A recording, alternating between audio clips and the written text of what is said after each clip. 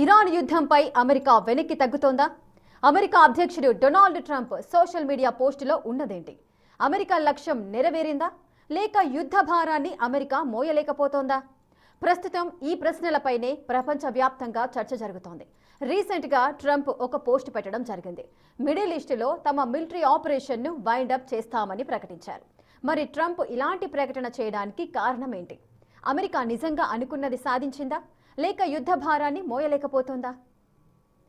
సరే, ఈ మధ్యకాలంలో యుద్ధ వాతావరణం ఏ విధంగా ఉందో మనం చూస్తూనే ఉన్నాము. కానీ ఉన్నట్లుండి సడన్ గా ట్రంప్ ఒక పోస్ట్ ద్వారా యుద్ధం ఆపేయబోతున్నాము అనే హింట్ ఇచ్చారు. ఏ విధంగా చూడొచ్చు సార్? అంటే ట్రంప్ ఇవాళ ఏమంటాడో రేపు ఏమంటాడో తెలియదు. ఇవాళ హింట్ ఆపేస్తామన్నాడు, రేపు పొద్దున మళ్ళీ మొదలు పెడతాననొచ్చు. ఇప్పటికి ఎన్నిసార్లు మార్చాడు చెప్పండి ట్రంప్. సో వార్ అయిపోయింది, 10 గంటల్లో నేను కావాలనుకుంటే క్లోజ్ చేయొచ్చు, అంతా కంప్లీట్ అయింది అంటాడు. మళ్ళీ వెంటనే నెక్స్ట్ డే ఈ వారు ఎంత కాలమైనా చేస్తాం, సెప్టెంబర్ వరకు సాగుతుంది, దీనికి మా కెపాసిటీ చాలా ఎక్కువ ఉంది అంటాడు. మీకు జూన్ 2025లో 12 డే వారప్పుడు సర్వనాశనం అయిపోయింది, విధ్వంసం అయిపోయింది, ఇరాన్ దగ్గర ఏమీ లేదు అన్నాడు. మళ్ళీ తర్వాత మళ్ళీ సేమ్ ఇప్పుడు మళ్ళీ లేదు ఇరాన్ న్యూక్లియర్ ప్రోగ్రాం ధ్వంసం చేయడానికి దాడి చేస్తున్నా అంటాడు. అందువల్ల ట్రంప్ మాటలకు మనము స్టాండర్డ్గా తీసుకోలేము. అందుకే చాలామంది చెప్పేది Trump should be judge by actions, not by deeds అంటారు, నాట్ బై వర్డ్స్ అంటారు. ఈ should be judge by deeds. అతను ఏం చేశాడు అన్న దాన్ని బట్టి చెప్పాలి.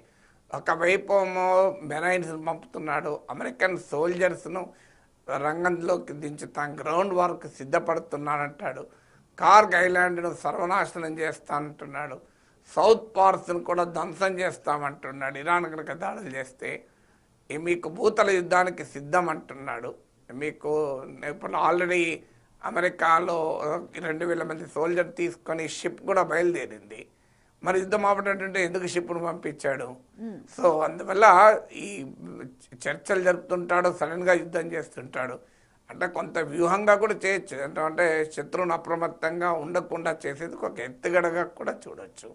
రెండవది, యుద్ధం ఒకవేళ ఆపినా అంటే తాను విక్టరీ డిక్లేర్ చేసుకొని ఆపుతాడు, అంటే గెలిచానని తనకు తానే ప్రకటించుకొని విడ్రా అవుతాడు. ఎందుకంటే ఒక ఊబిలోకి కూరుకుపోతున్నాడు, ఏం చేయాలో అర్థం కాని పరిస్థితి. రెజీమ్ చేంజ్ చేస్తామన్నాడు, పాలన ఖమేనీని చంపాడు, 50 మంది టాప్ లీడర్షిప్ని చంపాడు, అలీ లారీజాని నేషనల్ సెక్యూరిటీ అడ్వైజర్ని చంపారు, కానీ రెజీమ్ పడిపోలేదు.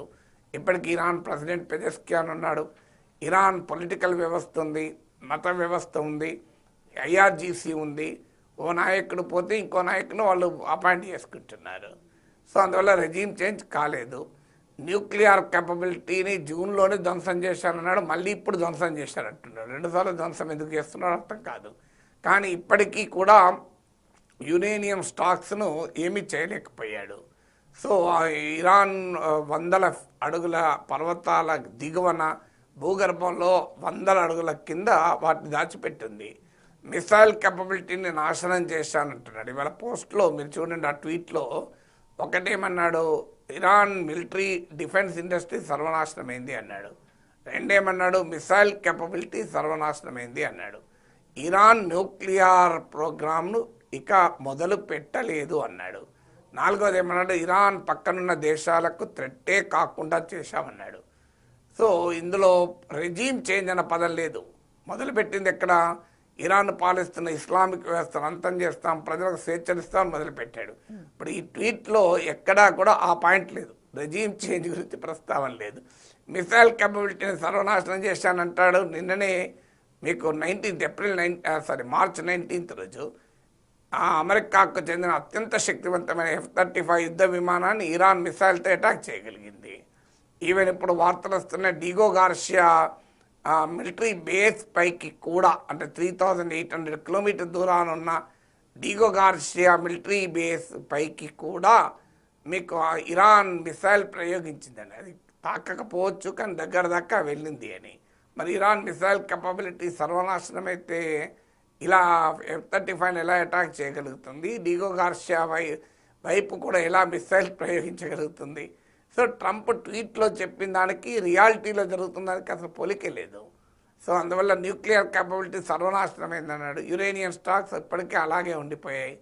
సో అందువల్ల ట్రంప్కి అర్థం కాని పరిస్థితి, ఏం చేయాలి, ఎగ్జిట్ స్ట్రాటజీ కనబడం లేదు. అందువల్ల ఇక ఏం చేస్తాడు, సో నేను గెలిచాను యుద్ధాన్ని అని ప్రకటించుకొని వెళ్ళిపోయటానికి కూడా ఈ రకమైన ప్రిపరేషన్గా కూడా ఈ స్టేట్మెంట్ ఇవ్వచ్చు. ఎందుకంటే ఆఫ్ఘనిస్తాన్లో 20 ఏళ్ళ తర్వాత తాలిబాన్కి అధికారం అప్పచెప్పి పారిపోవడానికి ఇలాంటి నరేటివ్ ట్రంప్ బిల్ చేశాడు. గుడ్ తాలిబాన్, బ్యాడ్ తాలిబాన్ అని. తాలిబాన్ అంటేనే ముష్కరులు, అందులో గుడ్ ఏంది బ్యాడ్ ఏంటి, తీవ్రవాదులు గుడ్ తీవ్రవాదులు బ్యాడ్ తీవ్రవాదులు ఉంటారా? సో ముష్కరులు గుడ్ ముష్కరులు బ్యాడ్ ముష్కరులు ఉంటారు. ఆ నరేటివ్ బిల్డ్ చేశాడు, అక్కడికి వెళ్ళిపోయాడు కదా. సో అందువల్ల this is a part of a narrative building.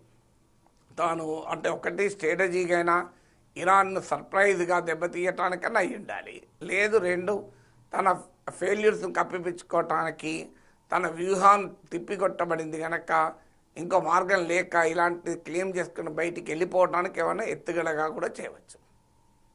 Sir అలాగే అదే పోస్టులో ఇంకొక మాట కూడా అన్నారు, హర్ముజ్ బాధ్యత అన్ని దేశాలదని కూడా ఆయన అంటున్నారు. అలా ప్రకటించడం కరెక్టే అనుకోవచ్చు? ఇప్పుడు అంతకుముందు ఏమన్నాడు, ఇది థర్డ్ స్టేట్మెంట్. ఫస్ట్ స్టేట్మెంట్ ఏమన్నాడు, నాటో దేశాలు చైనా, జపాన్, ఆస్ట్రేలియా అందరూ కలిసి, ఎందుకంటే అందరూ లాభపడుతున్నారు, మా అమెరికాకు ఆ హర్ముజ్ జలసంధి పెద్ద అవసరం లేదు, నెట్ ఎనర్జీ ఎక్స్పోర్టర్ మా కంట్రీ, మా కొరకు కాదు మేము చెప్పేది, ఇతర దేశాల కొరకు చెప్తున్నా, మీకే కావాలి కదా, మనం అందరం కలిసి వార్షిప్స్తో దాన్ని క్లియర్ చేద్దామన్నాడు. తర్వాత మీకు జపాన్ అంగీకరించలేదు, మా రాజ్యాంగంలో అవకాశమే లేదు విదేశీ యుద్ధాలు చేయమని.